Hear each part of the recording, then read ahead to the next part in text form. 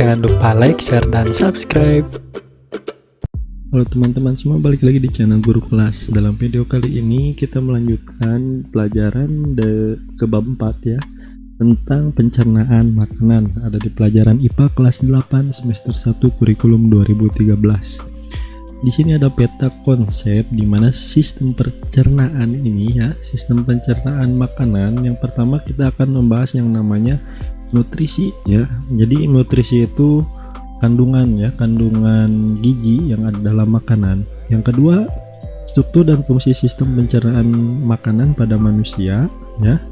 Dan yang ketiga, gangguan pada sistem pencernaan dan upaya untuk mencegah atau menanggulanginya. Nah, untuk di video kali ini kita akan membahas nutrisi terlebih dahulu ya. Oke, lanjut ya. Yang pertama, di mana nutrisi merupakan substansi organik ya, yang ada serta juga dibutuhkan oleh organisme. Organisme itu semua makhluk hidup ya, yang mempunyai manfaat dalam menormalkan sistem tubuh. Nah, pertumbuhan tubuh serta juga sebagai pemeliharaan kesehatan. Atau sederhananya lagi, nutrisi ini merupakan kandungan ya, kandungan atau zat-zat yang terdapat dalam makanan kita ya. Nah, makanan kita yang kita makan setiap hari mempunyai jenis-jenis nutrisi ya, untuk memenuhi kebutuhan nutrisi kita gitu. Oke, kita lanjut ke jenis-jenisnya. Nah, di mana jenis nutrisi ini? Yang pertama ada yang dinamakan dengan karbohidrat, kedua ada yang dinamakan dengan lemak, 3 protein, kemudian vitamin, 5 mineral, dan yang keenam adalah air. Nah, inilah merupakan nutrisi-nutrisi yang diperlukan oleh tubuh kita ya, agar tubuh kita itu tetap sehat dan tumbuh dan berkembang dengan baik.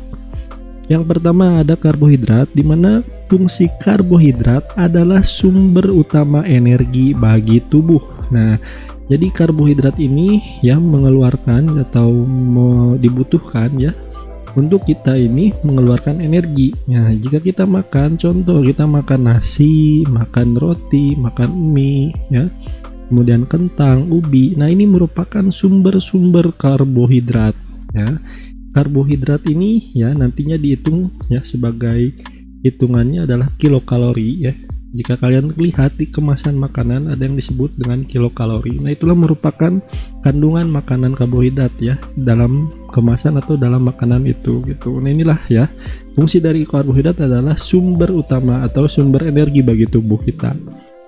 B. Nah, kemudian kita yang selanjutnya ada lemak. Lemak ini ya merupakan unit penyimpanan yang baik untuk energi atau sebagai cadangan makanan bagi tubuh, fungsinya itu. Nah, kelebihan energi dari makanan yang kamu makan ya akan diubah menjadi lemak ya, dan disimpan untuk digunakan di lain waktu. Nah, jadi fungsi lemak ini adalah sebagai cadangan makanan bagi tubuh. Jadi ketika kalian makan karbohidrat berlebih ya, nanti akan disimpan dalam bentuk lemak gitu. Nah, di sini ada lemak ya. Lemak ini dibagi dua ya, lemak jenuh dan lemak tak jenuh. Tak jenuh ini contohnya ini ada minyak dari biji-bijian ya. Kemudian lemak jenuh ini contohnya margarin. Nah, yang B ini. Nah, inilah fungsi dari lemak sebagai cadangan makanan bagi tubuh kita. Yang ke C atau yang ketiga ya, ada yang dinamakan dengan protein. Oke, protein berfungsi sebagai penghasil energi juga untuk pertumbuhan dan mengganti sel-sel tubuh yang rusak. Nah, ini ya fungsi penting protein yang ini, yaitu mengganti sel-sel tubuh yang rusak ya. Karena contoh DNA atau RNA, DNA manusia ini tersusun atas protein. Protein itu tersusun atas asam amino ya.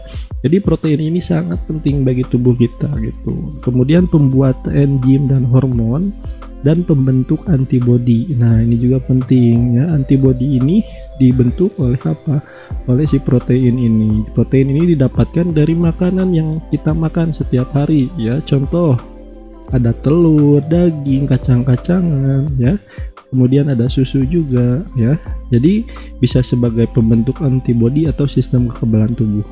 Kemudian protein dapat berasal dari hewan, yaitu disebut dengan protein hewani, dan dari tumbuhan disebut dengan protein nabati ya. Contoh protein hewani yaitu apa? Ini daging. Kemudian protein nabati atau yang dari tumbuhan itu contohnya apa? Yang ini kacang-kacangan gitu. Nah, inilah fungsi proteinnya, yaitu yang terpenting adalah sebagai pengganti atau mengganti sel-sel tubuh yang rusak gitu. Kemudian yang keempat atau D, yaitu yang ada yang dinamakan dengan vitamin. Nah, fungsi vitamin yaitu diperlukan untuk mengatur fungsi tubuh dan mencegah beberapa penyakit. Oke, jadi fungsi vitamin juga sama ya, untuk mencegah beberapa penyakit gitu. Nah, vitamin dikelompokkan menjadi dua, yaitu vitamin yang larut dalam air, yaitu vitamin B dan C ya, dan vitamin yang larut dalam lemak, yaitu vitamin A, D, E, dan K. Nah, khusus vitamin D dapat terbentuk ketika kulit terkena sinar matahari karena di dalam tubuh kita ada provitamin D. Nah, jadi ketika kita berjemur di bawah sinar matahari, tubuh kita itu sudah memiliki yang dinamakan provitamin D. Ya, ini bahan untuk menjadi vitamin D yang nantinya akan menjadi vitamin D ya jika tersinari oleh matahari kulit kita ini gitu. Nah, inilah fungsi vitamin. Nah, di sini kita lihat ada tabel jenis-jenis vitamin, ada sumber dan manfaatnya. Di kanan ini adalah sumber-sumber vitamin ya, ada buah-buahan, contohnya ada paprika di sini. Nah, di sini vitamin A ini ya, manfaatnya sebagai menjaga kesehatan mata, meningkatkan sistem kekebalan tubuh, pertumbuhan tulang, dan menguatkan gigi. Sumbernya ada dari susu, telur, hati, sereal, udah banyak lagi. Ini sumber makanannya. Vitamin B ya, fungsinya sebagai mengatur fungsi tubuh, membantu untuk menghasilkan sel darah merah. Nah, di mana nih sumber makanannya? Ada di gandum, makanan laut, daging, telur, susu ya. Kemudian vitamin C. Vitamin C ini membentuk kolagen, membantu menjaga kesehatan jaringan tubuh seperti gusi dan otot ya. Nah, jika kalian sering ya merasakan sariawan atau sakit gusi, mungkin saja kalian kekurangan vitamin C. Ya, nah, sumbernya itu bisa dari jeruk, stroberi, jambu biji, cabai, tomat, brokoli, dan lain-lain. Kemudian vitamin D. Vitamin D ini untuk menguatkan tulang dan gigi, membantu tubuh menyerap kalsium pembentuk tulang. Nah, di mana sumbernya? Ada di kuning telur, minyak ikan, makanan dipakarya seperti susu serta susu kedelai. Jadi susu ya, vitamin D. Kemudian vitamin E, di mana vitamin E ini sebagai antioksidan ya, dan membantu melindungi sel dari kerusakan, penting bagi kesehatan sel-sel darah merah. Nah, contohnya sumbernya ini ada di minyak sayur, kacang-kacangan, kemudian sayuran berdaun hijau, alpukat, gandum, dan biji-bijian. Kemudian vitamin K, yaitu fungsinya itu membantu pembentukan darah ya, dan meningkatkan pertumbuhan dan kesehatan tulang.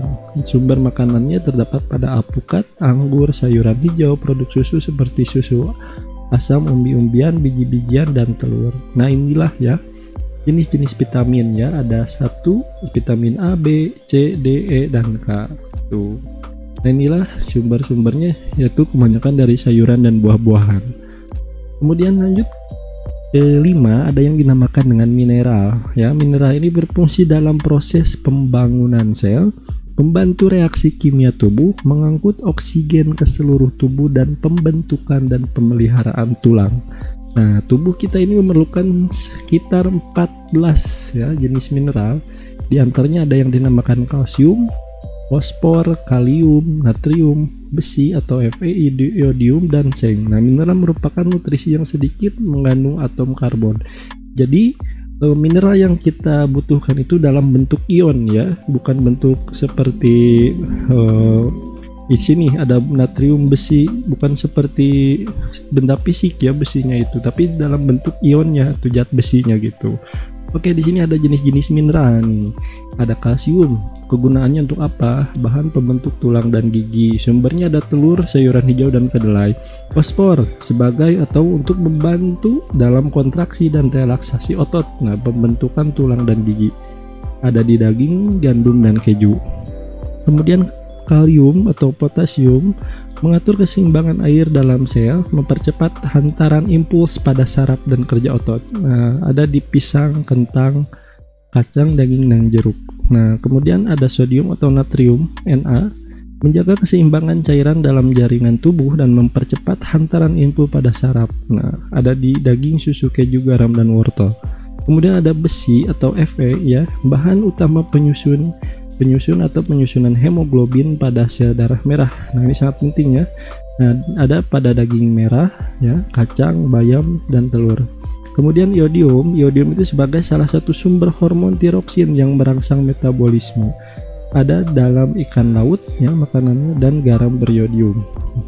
Kemudian ada seng ini menjaga kekebalan tubuh, kesehatan mata, menghambat virus, dan mengurangi resiko kanker. Nah, kesehatan organ vital laki-laki dan mempercepat penyembuhan luka. Nah, inilah fungsi dari ini. Ada di kacang-kacangan, biji-bijian, dan garam. Jadi mineral juga sama ya. Mineral ini sangat penting, sangat dibutuhkan oleh tubuh kita ya. Makanya kita harus perlu makan makanan yang mengandung mineral. Contoh yang pertama ada telur, susu, kacang-kacangan, kemudian ada yang dinamakan buah jeruk gitu.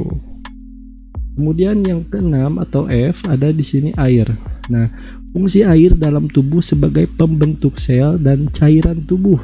Nah, pengatur suhu tubuh, pelarut zat-zat gizi lain, dan pembantu proses pencernaan makanan, pelumas dan bantalan, media transportasi, dan media pengeluaran sisa metabolisme.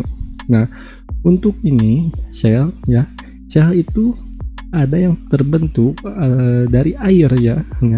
Jadi sel kita itu sama mengandung air gitu. Pengatur suhu tubuh betul ya. Jadi ketika kita banyak minum, suhu tubuh kita itu akan normal gitu.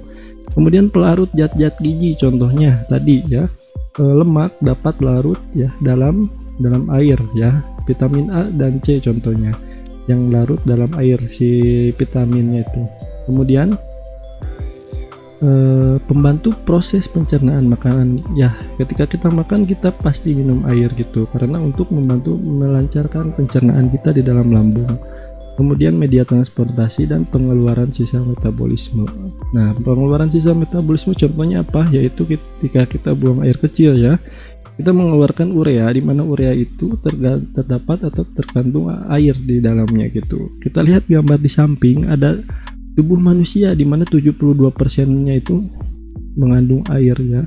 Di mana paru-paru ini mengandung air 92%, darah 82%, kulit 80%, otot 75%, otak 70%, dan tulang 22% air. Oke. Nah, inilah persentase air ya di dalam tubuh manusia. Jadi kebanyakan tubuh manusia ini terkandung air di dalamnya. Dan jika kita kekurangan air di dalam tubuh kita akan dehidrasi ya, dehidrasi atau kekurangan air gitu. Oke, inilah nutrisi-nutrisi ya bagi tubuh kita ya pada bab ini ya. Jadi sebelum kita masuk ke organ-organ sistem pencernaan, kita harus tahu dulu apa yang kita makan ya, apa yang kita masukkan ke dalam tubuh kita, dan nutrisinya, jenis-jenisnya gitu. Apa yang dibutuhkan oleh tubuh kita gitu. Oke. Untuk video selanjutnya kita akan membahas organ-organ dalam sistem pencernaan atau struktur dan fungsinya. Oke, sampai jumpa di video selanjutnya. Semoga bermanfaat.